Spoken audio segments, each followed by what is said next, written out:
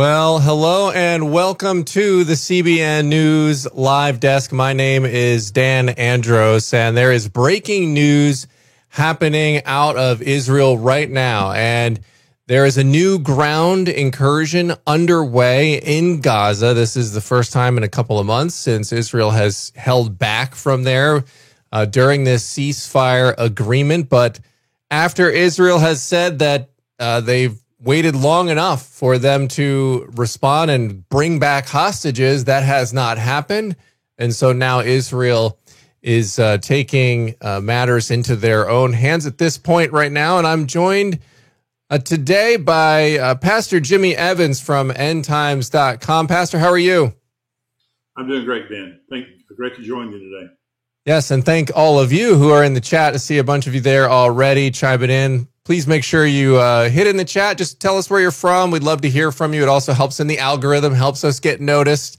Make sure you hit like on the video so that more people see our coverage here on CBN News. And so I appreciate you from Florida, from Texas, looks like from Ohio, California as well. Thank you all for being here. At any point through the conversation, we're going to touch on a number of topics with Pastor Evans here. If you got a question, just put questions in caps and let us know, and we'll try to get to as many of them as we can here. And Pastor Evans, before we get going here and we kind of dive into things and what you're seeing, especially when looking at this through kind of a prophetic lens, these news events that are happening here, I have to read some of this article on what I just told you about that's happening in Israel right now with this ground invasion that's going on, and the way that it's framed in the media. I mean, this is the sort of thing that we're kind of getting used to. This is from the AP. It said, the wave of Israeli strikes that killed hundreds of Palestinians across the Gaza Strip early Tuesday was the culmination of Prime Minister Benjamin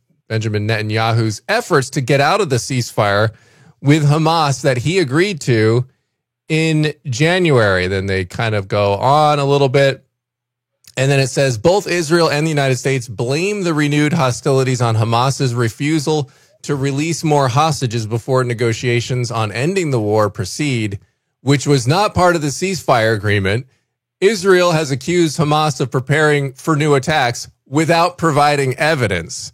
The militant group has denied those allegations. Hamas, which has yet to respond to militarily to the Israeli strikes, has spent weeks calling for serious talks on the ceasefire agreement's second phase, which calls for the release of the remaining living hostages in exchange for more Palestinian prisoners, a full Israeli withdrawal from Gaza, and a lasting ceasefire. I mean, maybe it's just me, and I'm a little jaded here, Pastor Evans, on some of the mainstream media and the coverage here that I've seen over the years on Israel, but I mean, that is audacious framing right there from a group of terrorists who went into Israel and yanked hundreds of hostages and have kept them there in brutal conditions for well over a year.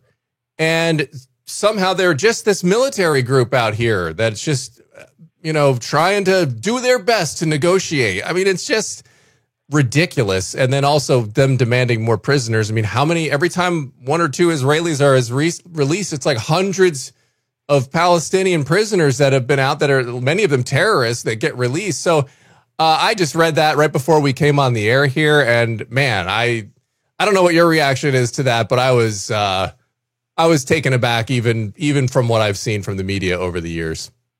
Well, you're exactly right. And you have a legitimate democracy that's recognized by the world in Israel dealing with a bunch of terrorists, and they're supposed to deal, evenly. And Israel has done every single thing they can to negotiate peace with Hamas.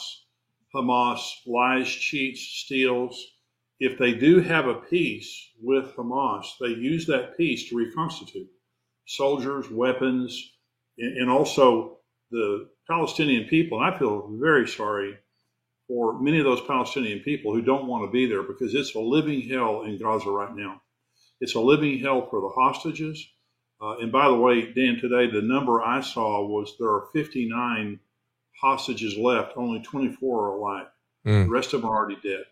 So this has been a horrific situation for Israel, for the hostages, the hostage families. And Hamas refuses. They have refused to negotiate with Israel to release more hostages on both sides. They're playing the game of seeing how much time that they can have elapsed so that they can reconstitute more and use that time for their own benefit. And what Israel recognizes is there's only one language they understand, and that's the language of force. And so Israel's not going to sit around for weeks and months and let them do what they want to do. They're going to force their hand.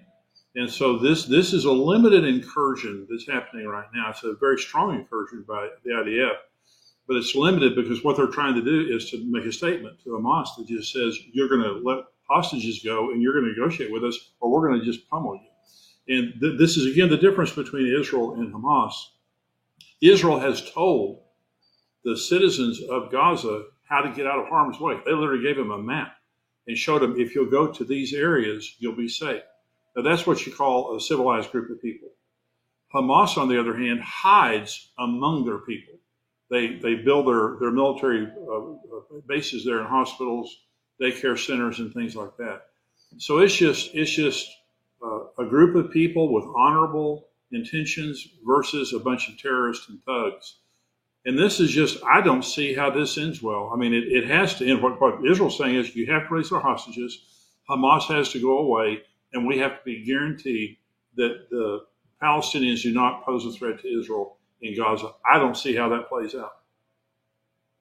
Now, and another thing that's related to this, I just want to touch on here briefly, Pastor Evans, and that's sort of the anti-Semitism that we're seeing sort of pop up on a wide spectrum of sources. And, some people try to couch it by saying, well, you're not allowed to criticize Israel or you're called anti-Semitic. Well, I feel like that's a bit of a straw man argument that I've seen put out there that I think, Israelis themselves criticize the Israeli government and how they're handling. They're very divided there right now on many fronts on how they should handle this. And Netanyahu's faced, certain amount of political opposition from time to time. So even they will disagree with Israel and what's going on there. So I don't think that's the argument that people are making, but you do see this sort of rise in anti-Semitism, this sort of blaming, a lot of these sort of tropes that have come up over the years. What do you make of sort of the rise of that on both the left and the right?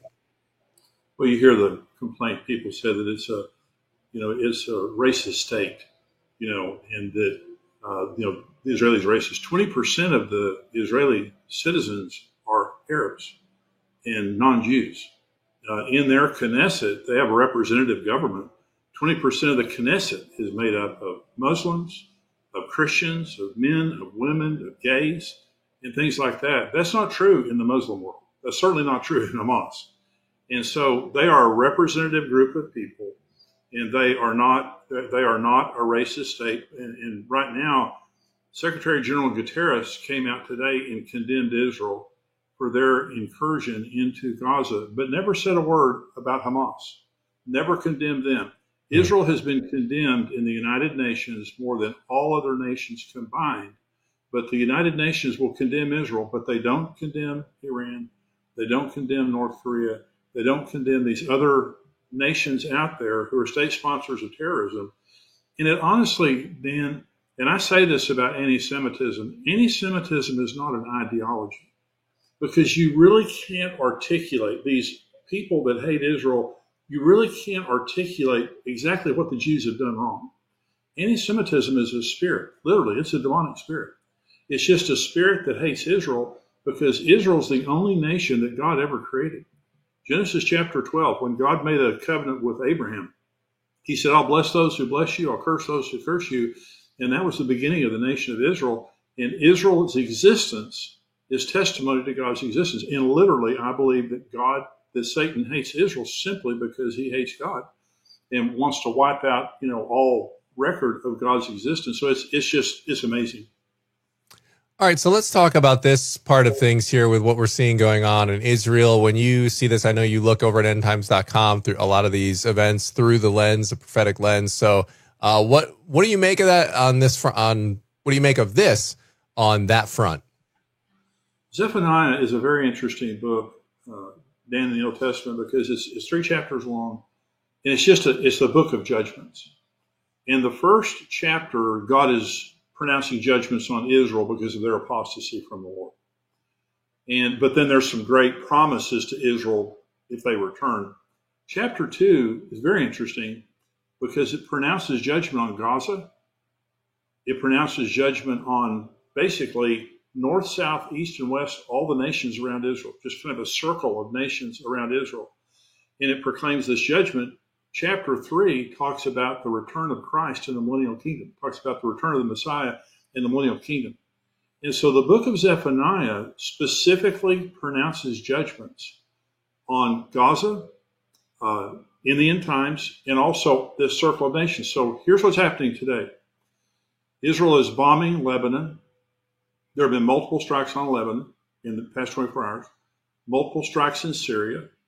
Iraq is on high alert because they believe that Israel's about to attack them. Iran is on high alert because they believe that Israel's about to attack them. The Houthis are being bombed by the United States. Of course, Israel was bombing the Houthis, but now America's taken over, which has been a big blessing for them. And they're making an incursion in Gaza, the IDF is. So it's amazing to me that you have this book of Zephaniah that's proclaiming all these judgments on all these nations around Israel and on Gaza. And so I really believe we're just seeing an end time scenario play out. I don't have all the answers. I can't put exactly all the pieces together, but here's what I do know. This tiny nation, the size of New Jersey, has garnered the attention of the entire world.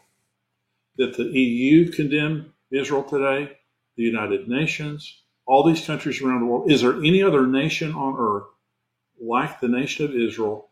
They did not exist for 1900 years. They're the only nation in the history of the world that has been dispossessed twice and come back to be a nation again. So what we're seeing today is Bible prophecy being fulfilled, and it truly is miraculous. And the difference between right now and a year ago, Israel was being attacked by Hamas, attacked by Hezbollah, attacked by Iranian proxies in Iran, attacked by the Houthis and all that. Israel now is totally on the offensive, and they're attacking, and they're causing damage. And so I do believe that what we're seeing is the precursor of Ezekiel 38. There's a Psalm 83 war, which is the nations immediately surrounding Israel. And that's basically, I believe, part of what we've been seeing for the last couple of years. But then there's another war that takes place, Ezekiel 38, and it is Russia, Iran, Turkey, and other nations that come with them. It's another kind of second ring of nations that come in. So I think that this is, and we've been seeing that playing out for several years and unfolding. So I think this is very prophetic. And I think the book of Zephaniah is an interesting book for people to read, especially chapters 2 and 3. Yeah, for sure. All right, let's go through a couple other news items that are unfolding right now in the region. Trump and Putin had a meeting related to Ukraine and Israel. Obviously, the Ukraine and Russia situation is pretty tenuous at best at the moment. Trump trying to make progress on that front to see if he can get that war to kind of wind down to an end, but it's not quite there yet. So what do you make of this meeting and the latest going on there? Well, the most important thing that came out of the meeting was the Putin and Trump both agreed that Iran should never have the capability of destroying Israel. It's a little disingenuous, I believe, on Putin's part because he's helped them develop their nuclear capabilities there in Iran. And of course, Iran provides, drones and military supplies to Russia also. I hope that Putin is sincere. But it was a good statement to make, at least to state a point where you step in the right direction. Of course, the United States and Israel have been threatening Iran, and Iran has been making very provocative moves in the light of this and just completely rebuking all efforts of the United States and Israel to have a diplomatic solution to their nuclear situation. So that's an interesting deal. Related to the Ukraine, part of their negotiation, part of their conversation was an agreement for a ceasefire, a temporary ceasefire, and that Russia would stop attacking the Ukraine's nuclear reactors. They have many nuclear installations right there on the border where the fighting is. And that, of course, is where Russia has been concentrating a lot of their efforts, was destroy their energy infrastructure. They've agreed that Russia will stop doing that and that there would be an immediate attempt at a permanent ceasefire. Zelensky is a different kind of a cat. I don't know. I understand his concerns and the concerns of all of Europe and of NATO, because right now Poland is an example. You know, if Ukraine falls, Poland's the next step, and all of their adult males are being trained for the military right now. They're dramatically beefing up their military because they're expecting to go to war with Russia if anything happens to the Ukraine. So this is a very ominous situation. So it'll be interesting to see if Zelensky is willing to concede land. He will have to concede land. It's interesting. It'd be interesting to see what exactly he's willing to concede. But Putin does not want Ukraine in NATO, period. That's going to be part of negotiations. Putin also wants a weak Europe.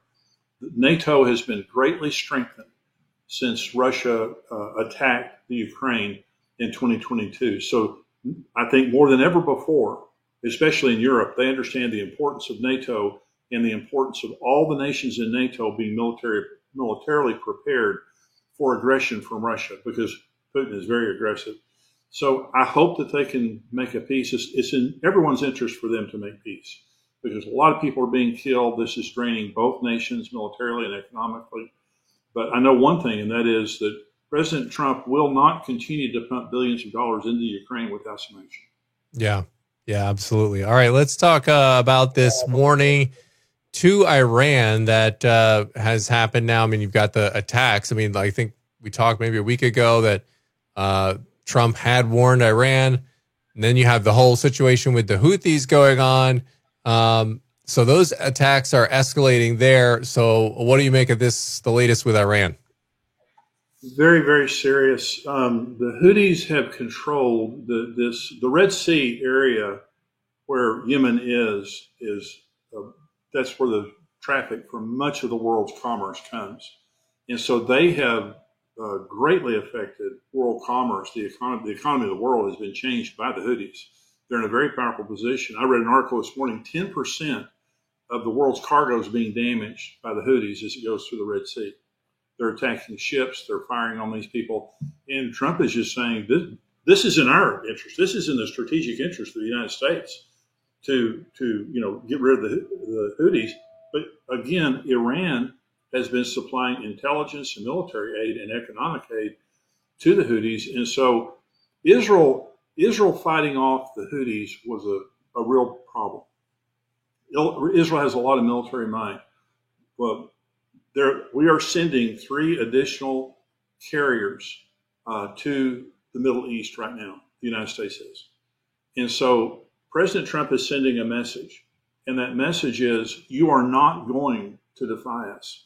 We're not going to let you have the Red Sea. We're not going to let you have control of our shipping routes so you can sit there and pick off whatever ship you want to pick off. He's going to stop that. And I thank God that it's not Israel, it's the United States, because we can handle it. But he's sending a warning to Iran that just says, stop interfering in this area. Because President Trump said, every shot that's fired from the Houthis, we consider it coming from you. Then the military, and I want to read this little excerpt because Tucker Carlson I had never seen this before, but Tucker Carlson was actually pointing out to President Trump not to attack Iran and their nuclear facilities. And I want to read this quote from Tucker Carlson. It says, it's worth pointing out that a strike on the Iranian nuclear sites will almost certainly result in thousands of American deaths at bases throughout the Middle East and cost the United States tens of billions of dollars. The cost of future acts of terrorism on American soil may be even higher. Those aren't guesses. Those are the Pentagon's own estimates. A bombing campaign against Iran will set off a war, and it will be America's war. Don't let the propagandists lie to you. So I was a little bit surprised by that because honestly, I had never heard that before, that the Pentagon, and I respect Tucker Carlson, that the Pentagon's own estimates would be that there would be a tremendous amount of collateral damage if we struck Iran and their nuclear facilities. But Dan, I just don't know how much longer that Israel and the United States can hold off, because Iran has announced for decades their desire to destroy Israel. And if they get nuclear weapons, they're going to bomb Israel. They have a hypersonic missile that can reach Israel in 400 seconds, 6.66 minutes. So this is a serious problem. And if you take everything we're talking about, it's just, there's no answer. And Jesus said that there would be a distress of nations. They asked Jesus what the signs of the end times would be. He said there will be distress of nations with perplexity. The word perplexity means no answers. You just can't find an answer. And that's why the Antichrist, when the Antichrist comes on the scene one day, he's going to be heralded as this great Messiah figure, because he will have all the answers. But right now, we got a lot of problems and not a lot of answers. Yeah, and you're right about Iran. I keep saying Iran. Everyone in the comments, I know. It's a habit I have. I'm sorry. Iran, instead of saying Iran. But yeah, they have no, I talked about this with Pastor Mark last week. They don't have sort of this mutual, like the benefit for the world of sort of mutually assured destruction. I don't know that they, for them, it's sort of more of a theological thing where they, from their worldview, where they're looking at trying to destroy Israel and wipe them off the map. I mean, I don't think they care so much about what happens after that, like trying to usher in the Mahdi and all this stuff. I mean, is that a fair assessment? Is that how you see that with them? And when you see like quotes like that from Tucker saying like, oh, we can't do anything to Iran and because of all of that, but they're, like you said, they're not going to exercise restraint. And I think it's because of maybe something along those lines, like with their belief system. Is that right? Well, with a Western mind, a Western Christian mind, you can't possibly understand the Islamist mind, because, for example, they don't have any assurance of salvation unless they kill an infidel. Right. Their only sure ticket to heaven, paradise, is to kill one of us on the way out. That's their ticket in. Okay. So they don't, for example, if they do that, if they kill an infidel and go to heaven, they have 72 virgin brides waiting on them. Again, so what would motivate someone to strap their chest with a suicide bomb and go bomb themselves? They believe that's their ticket to paradise, the 72 virgins. And so that motivation is unbelievable. Then with Iran, they literally believe that Allah has called them to attack Israel and destroy Israel and usher in the end times. So their mindset is so totally different from our mindset. Where, for example, we would have military experts planning battles and planning war strategies and, the negatives and the positives and all that stuff. They don't have that. I'm just taking it back. They do have that. But their end game is to destroy the nation of Israel any way that they can. And their religious delusions are what drive them toward that. And that's what we can't understand. All right. Well, Pastor Evans, I appreciate you stopping by, as always, to break down the latest that's happening. There's obviously a lot going on today. And for those who want to check out Pastor Evans' writings and the things they're talking about, make sure you check out endtimes.com. They're covering a lot of these topics in a lot more depth, so you can check that out over there. Pastor Evans, thanks so much. Appreciate your time. Thank you, Dan. Appreciate it. All right, and I thank all of you for joining us today from all over the place. I saw you in the chat, letting us know where you're watching from. Very much appreciate you being here. Make sure you stay tuned to CBN News and our YouTube channel and cbnnews.com throughout the week. Our team in the Middle East, Chris Mitchell, and our bureau chief out there in Israel has all the latest, and will be updating us on everything that's happening there. If you missed the breaking news at the top of this live stream, Israel has launched another ground incursion into Gaza. This after they were not happy with the fact that no more hostages have been released, and Hamas doesn't seem to be willing to budge on that front. So appreciate you all being here. God bless. Stay tuned to CBN News, and we'll see you next time.